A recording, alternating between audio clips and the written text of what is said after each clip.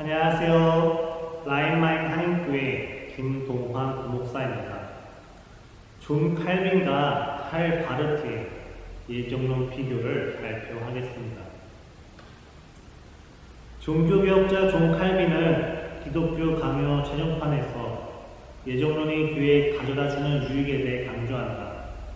그는 심지어 교회가 예정론을 가르치지 않는다면 그것은 하나님과 사람에게 큰 죄를 범하는 것이라고 보았다.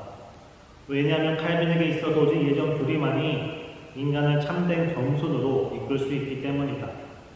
다시 말해서 칼빈은 교회가 예정론을 가르칠 때야 비로소 인간이 하나님의 은혜를 진지하게 깨달으며 구원의 확신 가운데 생활할 수 있다고 보았다.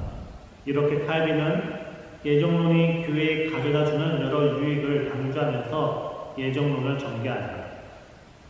20세기 최고의 신학자라고 불리는 칼 바르트도 예정론을 중요하게 인식했다.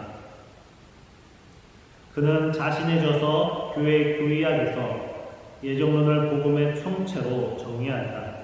즉, 예정론이 교회의 다른 어떤 교리보다도 더 중요한 복음 중에 복음이라는 것이다.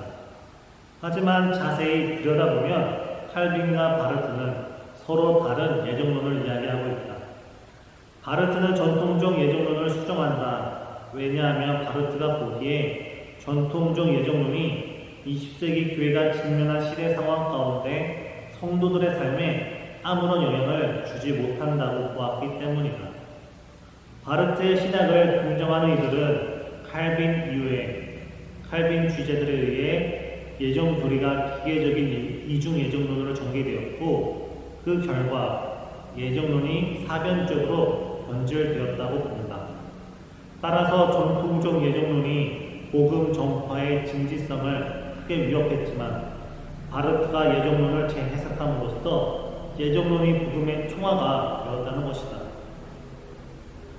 그러나 오늘날 바르트의 예정론은 한국뿐 아니라 세계 교회에서 많은 비판을 받는다. 기명하는 바르트가 사변화된 예정론을 극복한 것이 아니라 오히려 바르트가 성경을 사변적으로 해석했다고 지적한다. 따라서 연구자는 존 칼빈과 칼 바르트의 예정론을 비교함으로써 예정론에 대한 두 사람의 신학적인 차이를 확인하고 이를 개혁주의 생명신학의 입장에 서서 조명하고자 한다. 칼빈과 바르트는 예정론을 바라보는 태도에서부터 차이를 보인다. 칼빈에게 있어서 예정론은 인간의 지성으로 접근할 수 있는 교리가 아니다. 예정은 하나님의 경이로움을 찬양하기 위한 것이지 우리의 지적인 호기심을 채우는 영역이 아니기 때문이다. 따라서 칼빈에게 있어서 예정론은 유일하게 유식한 무지가 허용된 장소이다. 그러나 바르트는 예정론을 인식할 수 있다고 보았다.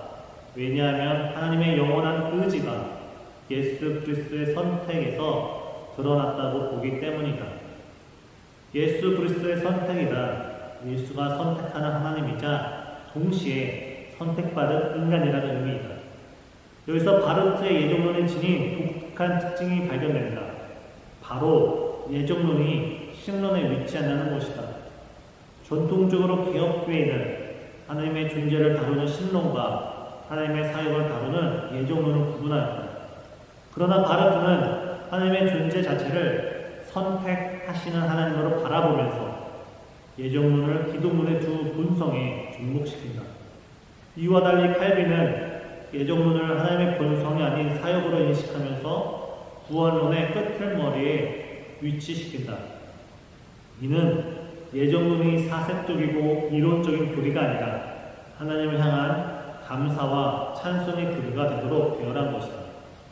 이 연장선상에서 칼빈의 예정론은 원래 은혜에 기초했지만 점차 칼빈주의자들에게 사변화되었고 이를 바르트가 극복했다는 주장이 있다. 하지만 바르트가 예정론을 신론에 위치시키면서 예정론과 기독론의 본성을 접목시킨 것은 지나치게 은혜의 일변도로 치우친 모습이다. 박혜경은 이러한 바르트의 예정론을 그리스도 일원도다 비판한다. 이에 기명하는 칼빈주의자들에 의해 칼빈의 예정론이 사교화되었음은 인정하면서도 바르트처럼 전통적 예정론을 재해석하지 않고도 충분히 예정론의 의미를 되살릴 수 있다고 본다. 즉, 예정론을 하나님의 주권 교리 안에서 구원론의 관점에서 바라볼 때 말이다. 바르트의 예정론이 지닌 또 다른 특징은 수정된 이중 예정이다. 바르트는 그리스도와 선택의 주체이면서 동시에 선택의 대상이라고 본다. 하나님께서 인간에게 생명과 복을 주시기로 예정하면서 자기 자신에게는 죽음과 저주를 예정하셨다고 말한다. 다시 말해서 예수 그리스도 선택 안에서 인간에게는 예가 되며 자신의 아들에게는 안위오가 예정되었다는 것이다. 그렇기 때문에 바르트에게 있어서 예정이란 인간이 당해야 할 안위오를 하나님이 당하시고 인간을 저주에서 해방한 은혜인 것이다. 더불어 자신의 목인 축복과 생명을 인간에게 주기로 결정한 예인 것이다. 이런 측면에서 예정론은 하나님의 은혜를 밝히 드러내는 복음의 통하였던 것이다. 하지만 칼빈은 선택의 주체를 하나님으로 바라보면서 선택의 대상을 인간으로 인식한다. 칼빈에 따르면 하나님의 영원한 작정으로 말미암아 누군가에게는 영원한 생명이 다른 이에게는 영원한 저주가 결정되었다. 이 모든 것은 오직 하나님의 그 기쁘신 뜻에 따른 것이며 선택과 유기는 전적인 하나님의 주권이다. 따라서 하나님의 주권적인 선택에는 결코 허물이 없기에 이중 예정 가운데 유기된 이들이 있다 하더라도 그것이 하나님을 폭군으로 만들지 못한다. 이것이 칼빈이 말한 이중 예정이다. 이에 김명용은 칼빈의 이중 예정이 복음 전파의 진정성을 해친다고 말한다. 그리고 로마서 9장에서 11장을 근거로 바르트의 예정론이 칼빈의 예정론보다 더 성경적이라고 주장한다. 왜냐하면 창세전에 인간의 선택과 유기가 정해져 있다면 누가 복음을 전하겠느냐는 것이다. 만약 하나님께서 구원받을 사람과 그렇지 못한 사람을 정하셨다면 예수 그리스도의 십자가의 은혜가 퇴색된다고 보았기 때문이다. 물론 이런 주장에는 다툼의 소지가 있다. 왜냐하면 바르트의 수정된 이중 예정은 종교개혁 전통에서 말하는 종말론과 충돌하기 때문이다. 우리가 만약 바르트의 수정된 이중 예정을 논리적으로 전개해 나갈 경우 최종 단계에서는 지옥의 존재가 불필요하게 된다. 바르트는 인간 예수에게 유기를 돌리며 그로 인하여 지옥의 문이 폐쇄되었다고 말한다. 따라서 김영환은 바르트의 이중 예정이 신이론에 있어서 율법과 복음 사이의 대립을 약화시켰을 뿐 아니라 최후 심판에 있어서 생명과 사망의 대립을 무력화시켰다고 본다. 에밀 브루너도 바르트의 수정된 이중 예정이 종말론을 무력화함을 비판한다. 더욱이 칼빈은 자신의 이중 예정 교리가 복음 전파의 진지성을 무너뜨린다는 것을 반박한다. 왜냐하면 복음을 전하는 이들 입장에서 누가 하나님께 예정된 자인지 알 수 없기에 복음을 전하는 이들은 모든 이들이 구원받기를 바라는 마음으로 복음을 전도해야 하기 때문이다. 게다가 유태하는 로마서 8장을 주목하면서 칼빈의 예정론이 바울의 구원론의 토대를 두고 있음을 언급한다. 사도 바울은 선교 여행 가운데 나의 형제 곧 고륙의 친척을 위하여 내 자신이 저주를 받아 그리스도에게서 끊어질지라도 원하는 바로라 고백하면서까지 유대인의 성도를 사모했지만 분명한 것은 아브라함의 씨가 다 그의 자녀가 아니라는 사실이다. 이처럼 바울이 선교 상황 가운데 경험하고 있는 것은 하나님의 주권 가운데 누군가는 복음을 받아들이고 누군가는 받아들이지 않는 현실이다. 바르트의 예정론이 지닌 세 번째 특징은 예정의 대상에 개인뿐만 아니라 공동체를 포함시키면서 기능과 봉사에 주목했다는 점이다. 바르트에게 있어서 이스라엘은 하나님의 심판을 드러내고 교회는 자기를 드러내는 데 봉사한다. 따라서 선택받은 이스라엘과 교회는 이러한 봉사를 위해 존재하는 것이다. 또한 바르트에게 있어서 공동체는 개인에게 복음이 전개되는 데 있어서 필수적인 존재이다. 선택받은 공동체는 버림받은 개인에게 약속을 전한다. 너도 선택받은 자다. 예수 그리스도께서 너의 유기를 담당하셨다고 전한다. 이때 사람들이 이 약속을 믿는다면 그는 선택받은 자로 살게 된다. 만약 개인이 약속을 받아들이지 않을 경우라면 그는 버림받은 자로 살게 된다. 여기에 숨겨진 반전이 있다. 하나님의 약속은 변치 않는다는 사실이다. 버림받은 자들은 하나님의 은혜를 파기하거나 철회할 수 없다. 따라서 바르트에게 있어서 버림받은 자들은 조건적으로 버림받은 자, 잠재적으로 버림받은 자라고 말한다. 이러한 바르트의 예정론은 크게 두 가지 측면에서 만인 구원론으로 비판받고 있다. 첫째, 효력과 현실의 혼동이다. 바르트에게 있어서 그리스도 안에 모든 인간이 구원으로 선택되었다는 것은 현실이 아니라 효력이다.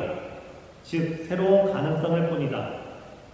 둘째, 희망적인 서술법에 대한 오해이다. 바르트는 보편적 구원, 즉 만인 구원을 말하는 게 아닌가라는 질문에 결코 그렇지 않다고 주장한다.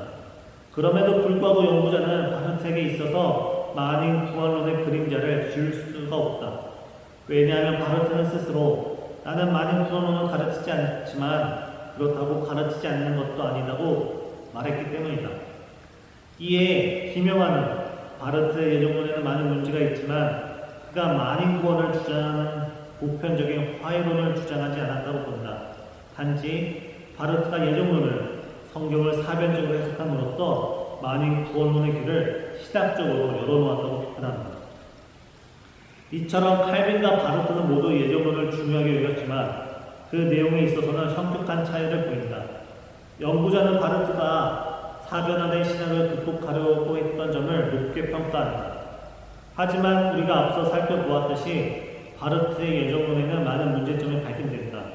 무엇보다도 그는 예정론을 신론에 위치하면서 하나님의 본성과 사역을 혼동하였다. 더욱이 칼빈은 하나님의 주권 속에서 선택과 유기가 정해진다는 이중 예정을 말하지만 바르트는 예수 그리스도의 선택에서 하나님이 누려야 하는 긍정은 인간에게 돌리고 인간이 감당해야 할 부정을 예수에게 돌리는 수정된 이중 예정을 전개한다. 따가 바르트는 선택의 대상을 봉사와 기능으로 인식하면서 유기된 대상일지라도 구원받을 수 있는 가능성을 주목한다. 이처럼 바르트는 만인 구원론의 길을 신학적으로 열어놓는 오류를 범한다. 이러한 사실은 21세기 한국교회의 사변화된 신학에 대한 반작용으로 시작된 개혁주의 생명신앙에게 의미하는 바가 크다. 우리는 바르트의 실수를 반면교사 삼아 개혁주의 생명신학이 새로운 신학 운동을 추구해서는 안 될 것이다. 물론 개혁주의 생명신학은 새로운 신학을 주장하지 않는다. 또한 개혁주의 신학이 아닌 다른 신학을 말하는 것도 아니다.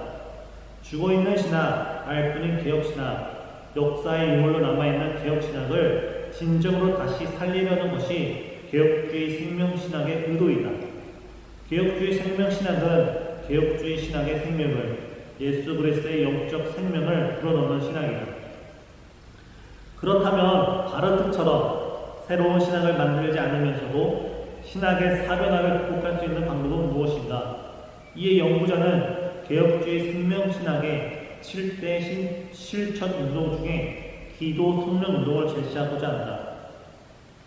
개혁주의 생명신학의 7대 실천 운동에는 신학운동, 신학회복운동, 회개 용서운동, 영적 생명운동, 하나님 나라운동, 나눔운동, 그리고 기도 성령운동이 있다.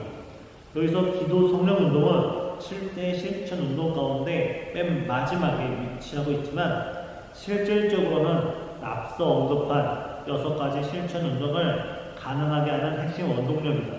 일종의 엔진 역할이라고 볼 수 있다. 태평양을 누빌 수 있는 뛰어난 핵 잠수함이 있다더라도 정작 잠수함의 엔진이 꺼져 있다면 그 잠수함은 고철덩어리에 불과하다. 따라서 개혁주의 생명신학이 21세기 한국교회와 세계 기독교를 변화시킬 수 있는 바른 신학이라 하더라도 그 엔진에 해당하는 기도 성령 운동이 결여되어 있다면 공허한 외침에 지나지 않기 때문이다. 이상으로 존 칼빈과 칼 바르트의 예정론 비교를 마치도록 하겠습니다. 감사합니다.